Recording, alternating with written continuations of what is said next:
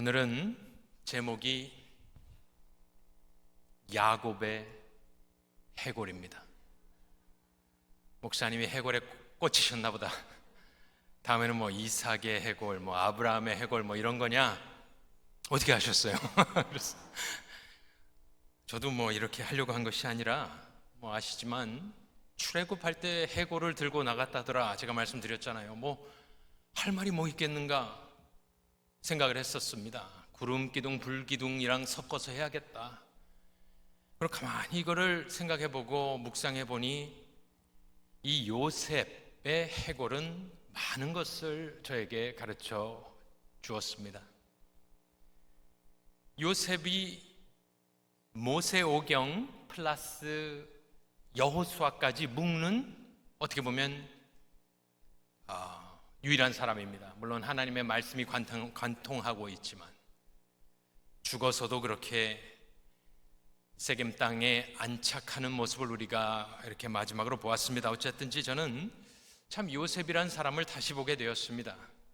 항상 그는 달려가서 성공한 사람, 믿음 지키고 성공한 사람 뭐 이렇게만 알고 있었는데 뒤에서부터 이걸 보니까 조금 이런저런 것이 보였습니다. 요셉이 처음 창세기에 등장할 때 이 사람이 17살이었습니다. 17세.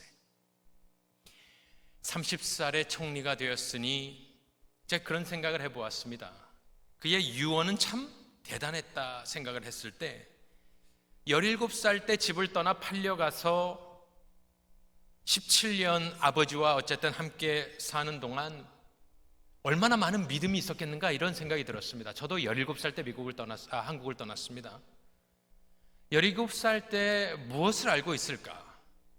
물론 17살이라고 다 똑같은 17살은 아니지만 대부분 요셉은 색동옷 입은 아주 귀하게 자란 아들이었습니다. 이 사람이 도대체 무슨 믿음이 있었을까라는 생각을 좀 했습니다.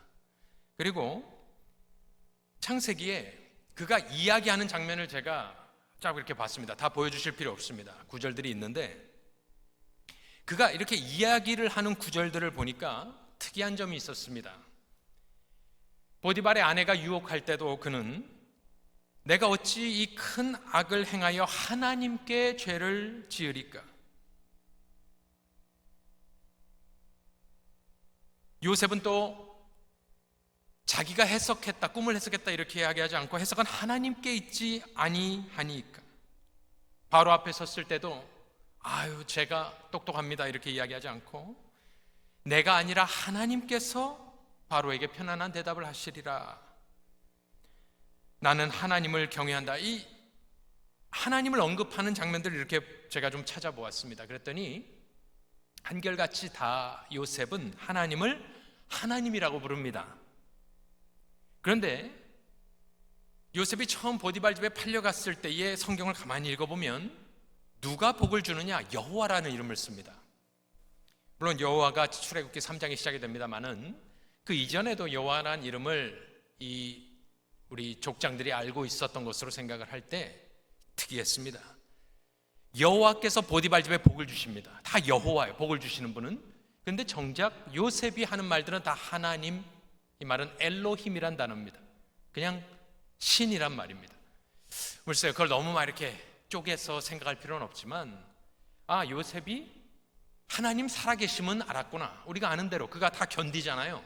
유혹도 뿌리치고 지하 감옥에 갇혔어도 어쨌든 하나님 의지하고 이 사람이 버텨냅니다.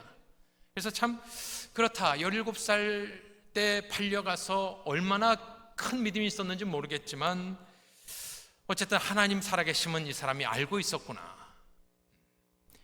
그런데 그 유언을 이렇게 우리가 보았잖아요. 창세기 마지막 50장에 이제 그 사람이 죽어갈 때 유언을 합니다. 그래서 저는 그것을 보면서 이 사람의 이 믿음이 어디서 나왔을까? 그때 당시 뭐 성경이 있었던 것도 아니고 다 이렇게 구전으로 이렇게 전해진 것으로 안다면은 17년 아버지 밑에서 무엇을 얼마나 배웠겠는가? 그래서 다시 이렇게 창세기를 이렇게 읽고 있는데 여러분들 아까 저희가 여러 군데를 읽었습니다만은 눈치채신 분들이 있을 겁니다. 처음을 창세기를 순서대로 읽어가는 것하고 뒤에서 읽는 것하고 또 다릅니다. 요셉의 유언은 아까 보신 대로 야곱의 유언과 똑같습니다. 여러분들 그걸 알고 계셨는지 모르겠어요. 저는 그것을 보면서 너무나 놀랐습니다. 창세기 50장 24절에 요셉의 유언을 다시 한번 읽어보죠. 저건 요셉입니다. 요셉이 뭐라 그랬느냐?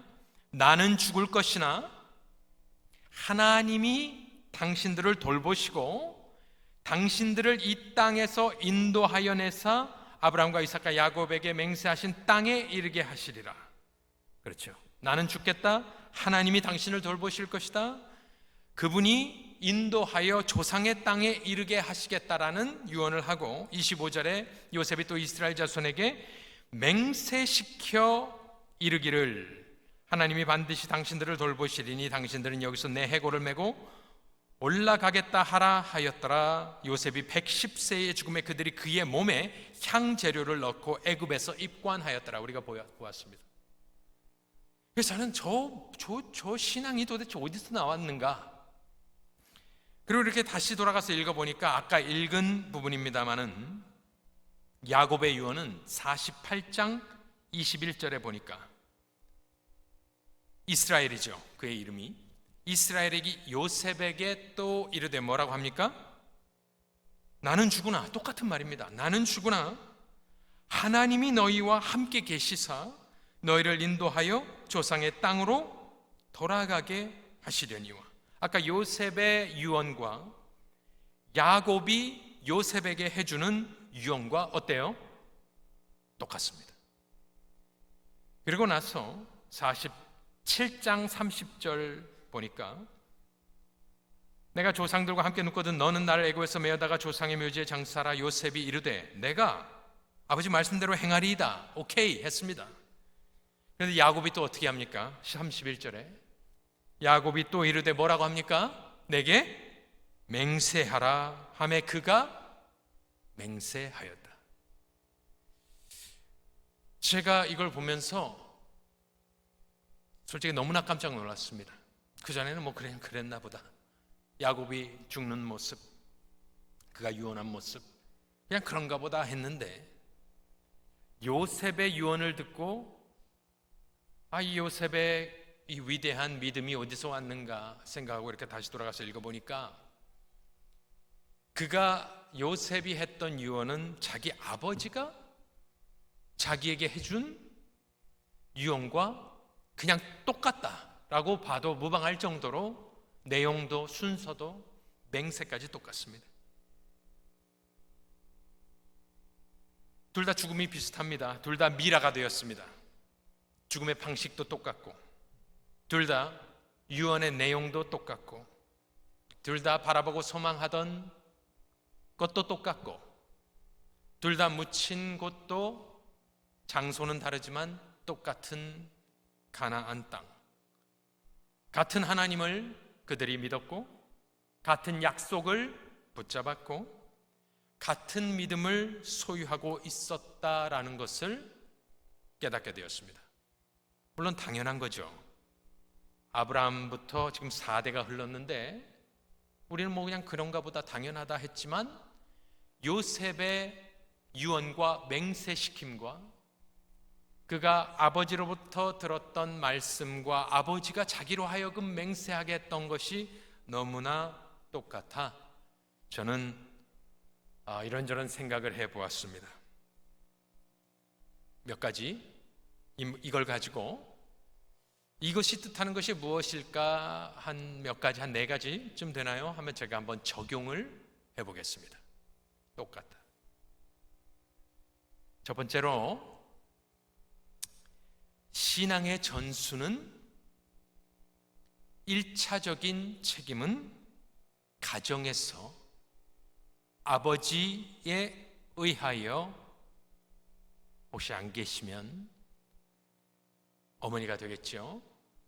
가정에서 신앙의 전수가 가장 1차적인 책임은 가정에서 이루어진다라는 우리가 다 알고 있는 내용을 다시 한번 리마인드 시켜드립니다. 제가 그때 한번 말씀을 드렸지만 칼빈이라는 사람은 이 족장들을 이야기할 때 뭐라고 이야기하냐면은 계속해서 말합니다. 당시 지구상의 교회는 아브라함 직계뿐이었다. 교회라고 이야기를 합니다. 우리는 언약 신학이라 똑같아요. 모양은 조금 다르지만 그때 그 가정이라 단을 쌓는 거나 우리가 예수님을 믿는 거나 이게 다 연속선상에 있다고 우리가 믿습니다. 그래서 가정이 교회라는 것은 크게 틀린 말이 아닙니다. 믿는 자의 책임. 지구상에서의 지금 복음은 어디에만 흐르느냐? 지금 이 택하신 가정에만 흐르고 있고, 이 요셉의 신앙은 17살 때까지 그가 집에서 살다가 팔려가서 이제 애굽에서 오래 살지만 그 신앙에 특별히 그 마지막에 유언은 천국을 바라보던 유언인데 그것은 어디에서 왔느냐? 아버지 야곱으로부터 왔음을 우리가 깨닫게 됩니다. 요셉이 하나님 말씀을 어디서 듣겠습니까? 그의 형제들에게 듣겠습니까? 그 형제들의 믿음이 뛰어났나요? 야곱은 이 요셉은 누구랑 결혼했나요? 이방 제사장 딸 아스낫이란 여자랑 결혼을 합니다. 잘 모르겠습니다만은 장인어른이 온이라는 땅의 제사장, 이방 이교도 제사장이에요. 어마어마한 권세를 누리고 있는 집안입니다. 참 쉽지 않았을 거예요. 총리인데 애굽 신들을 섬기는 큰 제사장 딸과 결혼을 해놓으니 얼마나 처신하기가 어려웠겠습니까? 정치적으로. 하지만 요셉의 마음은 그가 팔려갔을 때부터 글쎄 야훼랑 이걸 너무나 구분할 필요는 없지만 하나님 살아계심을 알고 있었고, 그것은 결국에 가서 어떻게 열매를 맺느냐, 그의 유언이 아버지의 유언, 유언이라기보다 하나님의 언약이죠. 똑같은 것을 보면서 다시 한번 우리가 가정에서 하나님의 법도와 예배와 하나님 섬기는 법, 교회 섬기는 것을 배우는 것을 우리가 깨닫고, 다시 한번 우리가 그런 일에 힘쓰는 우리 모든 가정들 되시기를 간절히 축원합니다. 두 번째로 제가 이 말씀에서 좀 깨달을 수 있었던 것은 무엇이냐? 아무리 우리가, 아버지가 아들, 자식, 손자들을 가르치고 막 이렇게 해도 그게 쉽던가요? 여기 계신 분들은 대부분 다 자녀들을 다 키운 분들입니다. 은퇴하신 분들도 많고. 이게 사람의 마음대로 되지 않습니다. 그렇죠? 하나님의 은혜입니다. 그런데 여기서 귀하고 아름다운 소망을 발견할 수 있는 부분은 무엇이냐면은 아버지의 믿음이, 그러니까 요셉이 아버지의 믿음을 자기 걸로 만든 겁니다. 그렇지 않겠습니까? 유언의 내용이 똑같다. 제가 한번 계산을 해봤습니다. 여러분들 옛날에 젊어서 수학, 산수 잘 하셨죠? 한번 생각해 보겠습니다. 요셉이 30살에 총리가 됩니다. 7년 풍년, 7년 기근입니다. 풍년이 먼저라 30 플러스 7을 하면 37. 기근이 시작됩니다. 기근이 7년인데 자기 아버지가 야곱과 그 형제들이 언제 내려오느냐, 애굽으로. 기근 2년 차에 내려옵니다. 그러니까 지금 몇 살이에요? 30살에 7년 풍년에 2년 기근이니까 39살입니다. 39살에, 그 2년은 어디 나오냐면 45장 6절에 나와요. 보여줄 필요 없습니다. 지금 39살이에요. 그리고 야곱이 아까 애굽에서 몇 년을 더 살았다 이렇게 이야기되냐면 17년을 살았어요. 애굽 왕한테 인사하잖아요. 축복하고 나서 17년을 더 사니까 이 사람이 39 플러스 17년 하면 56세. 56세에 아버지가 죽는 겁니다. 17년을 더 산 거니까. 지금 아까 읽고 막 그 미라를 만들고 이러는 장면이 요셉이 30살에 아버지가 죽은 게 아닙니다. 56세에 야곱이 죽습니다. 요셉은 몇 살에 죽었죠? 110. 그러니까 110세 마이너스 56세, 아버지가 돌아가시고 유언을 듣던 110 마이너스 56을 하면 저기는 계산이 빠릅니다. 54년이에요. 이 말은 무엇이냐면은 야곱의 유언과 요셉의 유언이 똑같은데 그 기간이 얼마가 흐른 거예요? 54년 반세기가 흘렀다는 거예요. 어제 듣고 오늘 죽은 게 아닙니다. 54년이라는 엄청난 시간이 흘렀습니다. 요셉의 위상이 어땠을까 모르죠. 확실한 거는 애굽 사람들이 얼마나 그를 시기하고 질투하고 그를 죽이려 했겠습니까? 갑자기 히브리인이 제2인자가 됐을 때 그 귀족들과 권세를 누리는 사람들이 요셉을 인정했을까요? 절대로 아닐 것입니다. 절대로 아닙니다. 인종차별이 심했고 증오하고 하루빨리 그가 죽거나 퇴위하기를 바라는 심령으로 모든 이집트 사람들이 그를 그렇게 어렵게 대했을 것입니다. 그가 어떤 생활을 어떻게 했는지 모르지만 한 가지 확실한 것은 무엇이냐? 54년이 지나고 자기가 죽을 때가 되었을 때 요셉은 아버지 유언을 하나도 틀리지 않게 똑같이 이야기했다. 그것은 무엇입니까? 54년에 또 얼마나 많은 굴곡이 그의 일생에 있었을지는 모르겠습니다만은 그는 아버지의 유언이자 아버지의 유언은 하나님의 언약입니다. 그것을 한시도 잊지 않고 애굽 땅에 살았다라는 것. 아버지가 유언을 했을 때 그것을 그는 들었습니다. 보았습니다. 그런데 그것을 자기의 유언으로 만들었다는 것은 아버지의 신앙을 온전히 내 것으로 소유하고 소화해내고 자기가 똑같이 하잖아요. 맹세하라 하면서 자기뿐만 아니라 자기 직계 자손까지 다 데리고 나중에 430년이 흐른 뒤에 해골이 되어 그는 출애굽하는 것입니다. 야곱과 요셉의 삶을 비교해보면 야곱은 이민 1세대입니다. 말도 못해요. 말이 달라서 통변을 세웁니다. 우리 부모들과 비슷한 것 아닐까 생각을 합니다. 힘들게 이민 와서 스몰 비즈니스 한 사람, 이 사람은 스몰 비즈니스 합니다. 자기 가축대를 데리고 와서 목축업을 하는 그냥 스몰 비즈니스 오너예요. 아들은 죽은 줄 알았는데 주류 사회에 들어가서 엄청난 권세를 누리고 사는 사람입니다. 요셉은 죽을 때까지 고센 땅에서 살았습니다. 좋은 땅이었긴 하지만 어쨌든 그 안에 갇혀 있었습니다. 애굽으로 내려왔지만 자기가 평생 살던 옷을 입고 살았을 거 아니에요. 애굽 사람은 다 이게 두 발이랑 다르지 않습니까? 똑같은 말하고 똑같은 옷 입고 똑같은 음식 먹고 똑같이 살았을 거예요. 죽을 때까지. 이집트인으로 변하지 않았습니다. 반면에 이 아들은 1.5세입니다. 그가 말을 배웠습니다. 통변을 세워놓고도 다 알아듣습니다. 그래서 이 사람은 우리 자녀들과 비슷합니다. 서로 생각하는 게 다르고 보는 게 다르고 누리는 게 다른 천차만별의 삶이에요. 완전히 영역이 다른 삶이에요. 하지만 요셉의 유언을 보면서 그가 아버지는 아버지 신앙이고 그거는 우리 조상들 때 섬기던 신이고 나는 그렇게 하면 여기서 내가 성공을 못합니다. 내가 여기서 어떻게 애굽 사람들한테 우리 조상들이 섬기던 신을 섬기겠다 하겠습니까? 나는 온 제사장 사위입니다.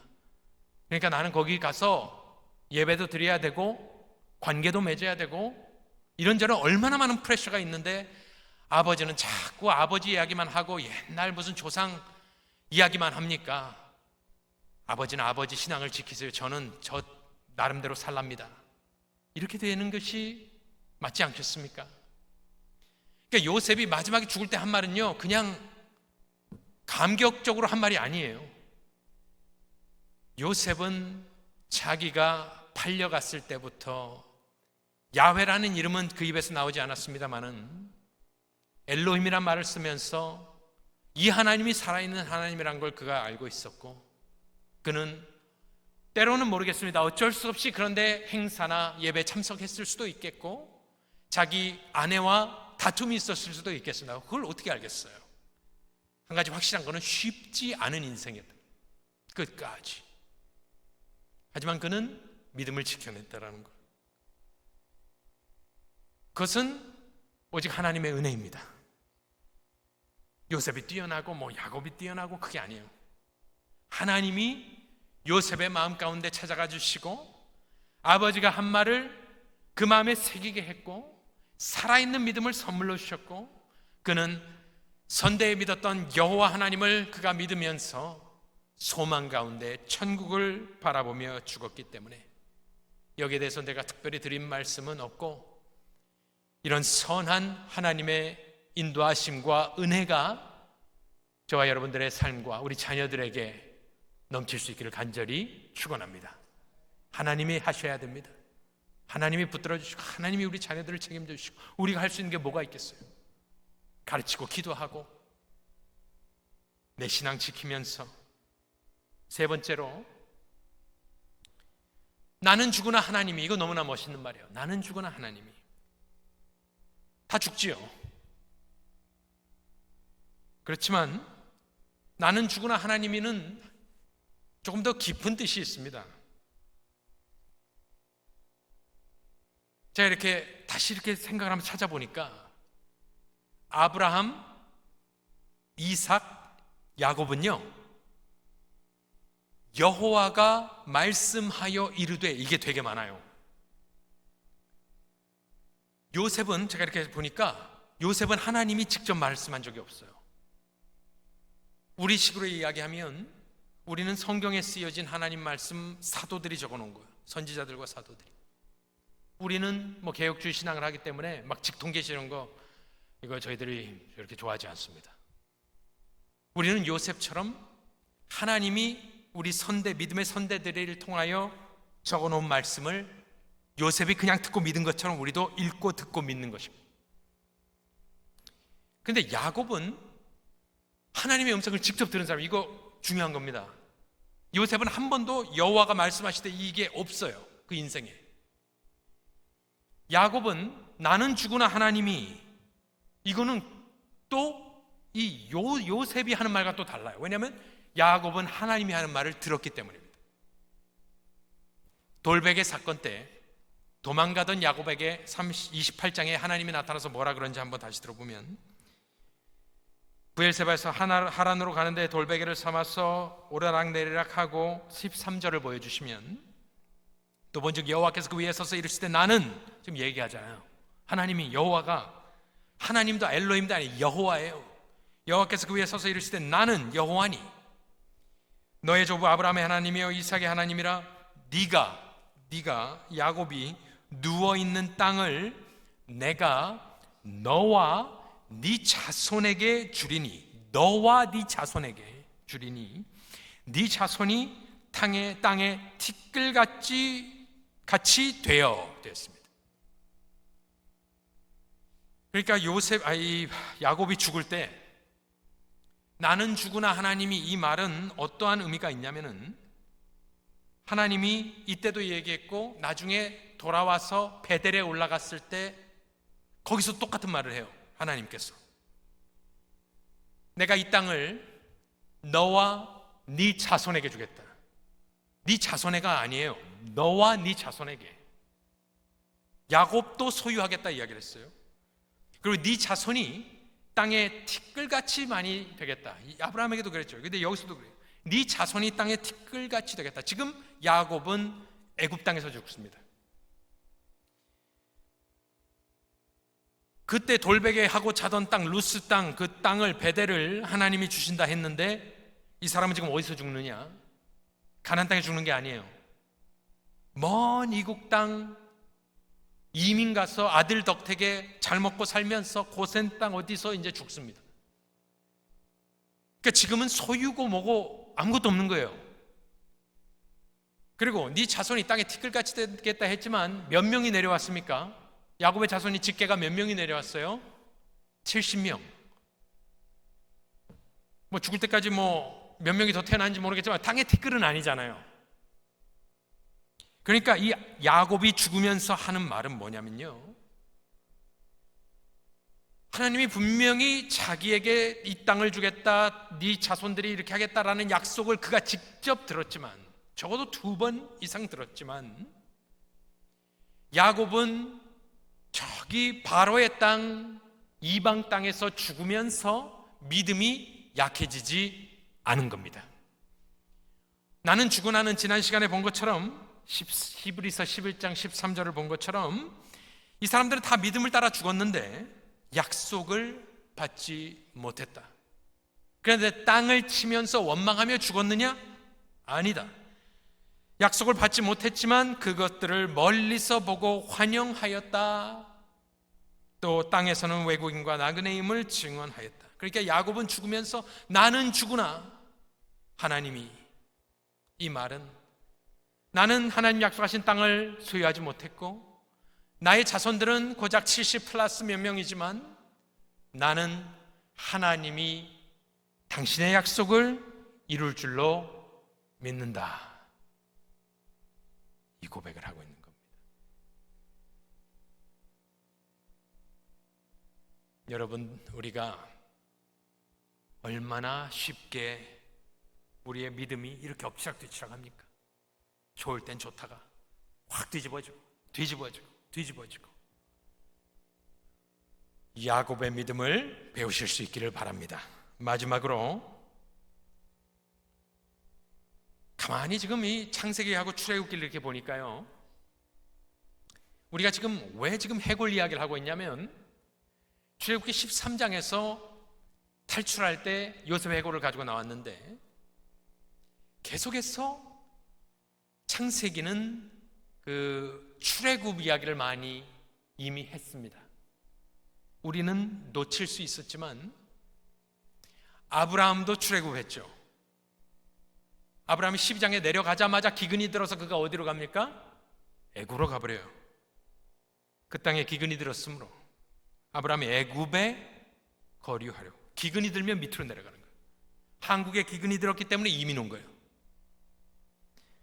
아브라함이 애굽에 거류하러 그리로 내려갔으니 이는 그 땅에 기근이 심하였습니다. 13장 1절로 가니까 아브라함이 애굽에서 그와 그의 아내와 모든 소유와 롯과 함께 네겝으로 올라가니, 이 모티브가 너무나 중요합니다. 떠나라 그래서 갈대아우르를 떠나 왔는데, 하란 땅을 떠나 왔는데 도착하자마자 기근이 들으니까 곧바로 이 사람이 믿음이 없으니까 내려가 버렸어요. 그런데 거기서 이제 막 아내 이야기 이렇게 하다가 거부가 돼서 이제 탈출을 합니다. 그러니까 하나님은 하나님의 땅, 가나안 땅을 줘야 돼. 그래야지 이스라엘 왕국이 섭니다. 그래서 땅 이야기를 계속 하는 거예요. 왕국이 들어서야 되니까. 그리고 다윗 왕이 와야 되고 예수 그리스도가 와야 되기 때문에 땅이 필요합니다. 근데 이 사람들이 이민자라 땅이 없어요.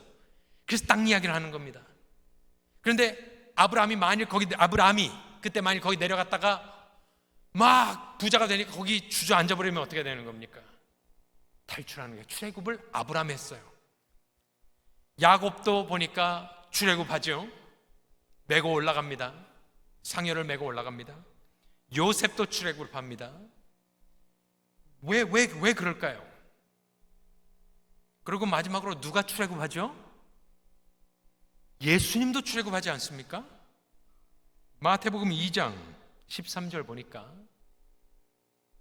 마태복음 2장 13절 보니 그들이 떠난 후에 주의 사자가 요셉에게 현몽하여 이르되 헤롯이 아기를 찾아 주기를 하니 일어나 아기와 그의 어머니를 데리고 어디로 피하라? 애굽으로 피하라. 14절에 요셉이 일어나 밤에 아기와 그의 어머니를 데리고 애굽으로 떠나가 헤롯이 죽기까지 거기 있었으니 이는 주께 선지자를 통하여 말씀하신 바 애굽으로부터 내 아들을 불렀다 함을 이루려 하심이라. 출애굽은 묘지에 대한 이야기가 아닙니다.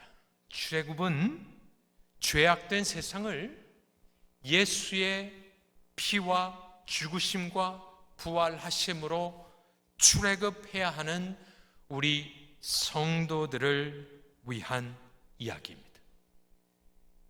우리 믿음의 선조들, 아브라함 이하 모든 지금 나왔던 사람들은 희한하게도 출애굽을 했습니다. 저와 여러분은 어떻게 해야겠습니까? 공통점이 무엇입니까? 하늘의 도성을 바라보고 이 땅에 있음을 사랑하지 않고 나그네로 이 땅을 살면서 하나님의 약속을 믿고 소유하고 가르쳐주고 자녀들을 위해서 기도하고, 그리하여 우리와 여러분들의 자손들은 주님 다시 돌아오는 재림하시는 그날까지 계속해서 출애굽을 하시는, 매 세대마다 여러분과 우리가 다 죽게 됩니다. 하지만 하나님의 은혜로 여러분들의, 주님 빨리 안 오시면 여러분들의 5대 손, 100년 후에, 200년 후에 그들이 미국 땅에서 어떠한 현장에서 어떤 상황에서 살지 우리가 어떻게 알겠습니까? 많은 여러분들 기도하세요. 나의 자녀들은, 우리 후손들은 그들의 소망을 하늘에 두고 애굽을 사랑하지 아니하며 주님 오신 그날까지 출애굽하기를 기뻐하고 소원하는 믿음의 자녀들과 가문이 되게 하여 주옵소서. 그 소원대로 하나님께서 이루어지실 줄로 소원합니다.